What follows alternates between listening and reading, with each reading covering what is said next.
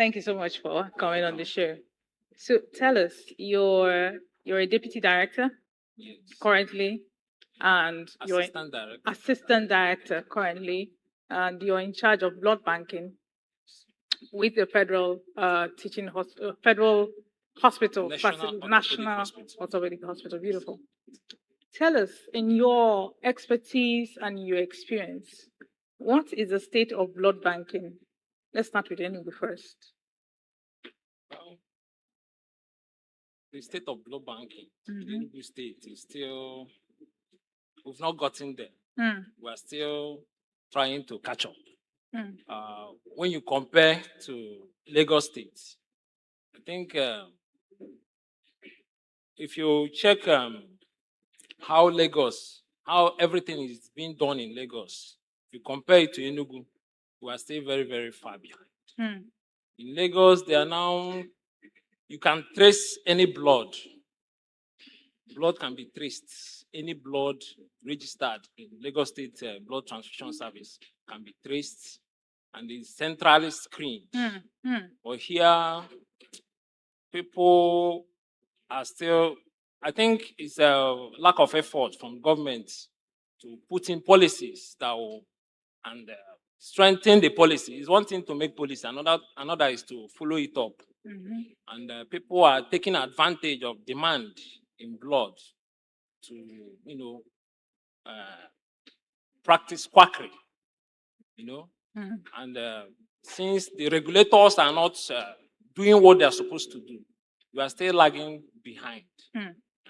All right. So I want you to walk us through what you mean by blood is screened, centrally. Yeah.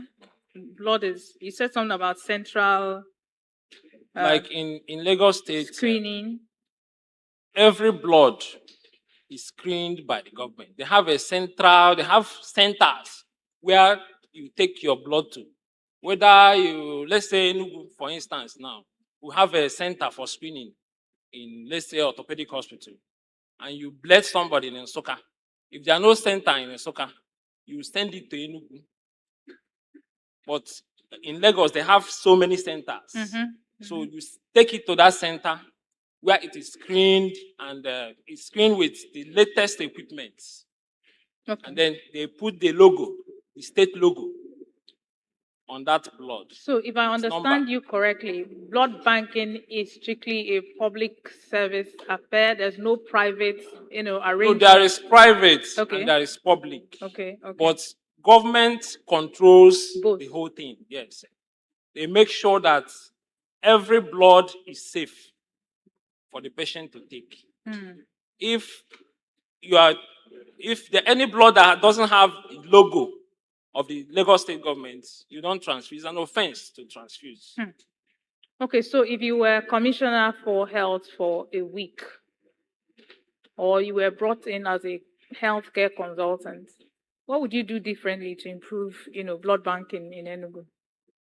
What I will do is to formulate policy and ensure that those policies are followed. Take a cue from Lagos State.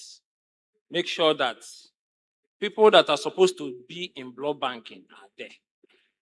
Because you have a lot of quacks in Enugu, and a lot of things are being done. So formulate policies, follow it up, then create the awareness, and then train people on proper and best practices in blood banking. Okay, so someone is in need of blood type O versus D negative. It's very rare, right? The negative rhesus, you're the hematologist, so you understand what I mean. Yes. So how does one procure it? Because they are not readily available, just the way like rhesus D positive is. So what would be your advice to this person? Yeah. Well, we have so many blood bankers in Enugu. So you make contacts. Let's say you're in UNTH and it's not available. Contacts could be made. Like we have an association of blood bankers in Enugu, and we are trying to come together to, sanitize. Get some policies which will submit to relevant authorities to strengthen the blood banking in Enugu. So we also have a WhatsApp group.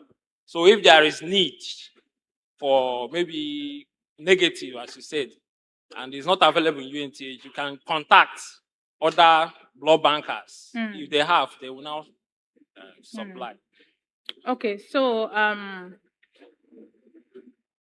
what do you have to say about commercial donors?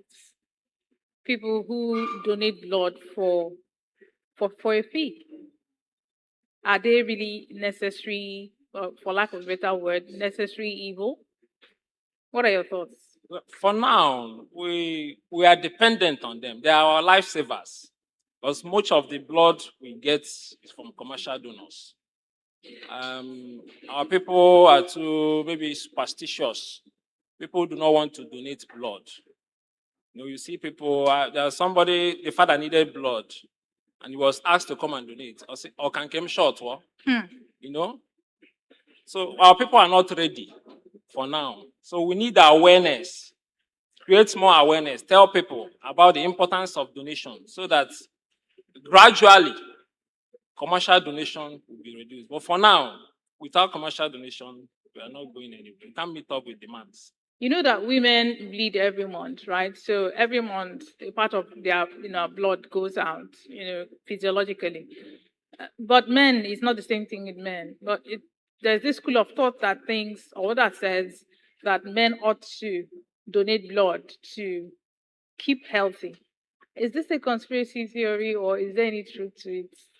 Well, in donation, we have criteria, which if you meet up with the criteria, you donate. There's nothing like, unless like a woman that's menstruating, during your period of menstruation, you don't donate. Okay. But any other thing apart from that, once you meet up with the criteria, you can donate. Male or female, you go ahead and donate. Yes. Thank you so much, Mr. Fine, for your time.